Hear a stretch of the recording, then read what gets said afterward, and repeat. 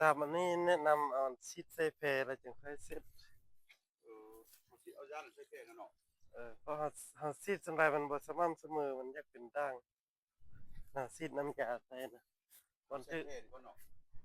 บันทึกน้ำยาบันทึกน้ำยามันเลยบ่สม่ำเสมอใส่แพรแล้วเฮาเซ็ตไปให้เสมอเลยกันเออนี่มันซื้อกันไปด้วยเนาะแม่นนี่ขนาดซีดใส่แล้วบ่อนใดเม็ดน้อยเม็ดใหญ่มันละด่างนี่ล่ะมันนี่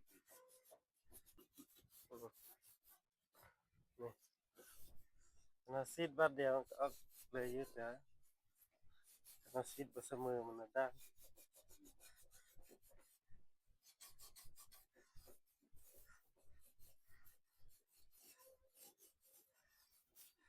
นะต่างกันหลายนะตัวนี้กับตัวนี้เดี๋ยวอ้ายค่อยไปเก็บรายละเอียดเองมันเป็นยังไงนะที่นี่มัน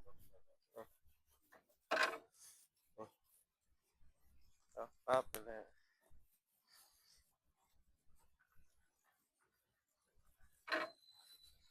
ต้องเอาซิดแค่เอาเก็บตัวนี้ก่อนเนาะแม่นมันสม่ำเสมอสะอาดนี่ก่อน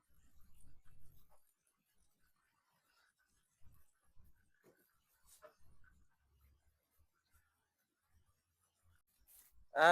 จบภารกิจผ่านเนาะทั้งสองอันเนาะโอเคน้ำยายังมักไตกับผ่านเอาเนี่ยอันนี้อันนี้เรากวดออกโอเค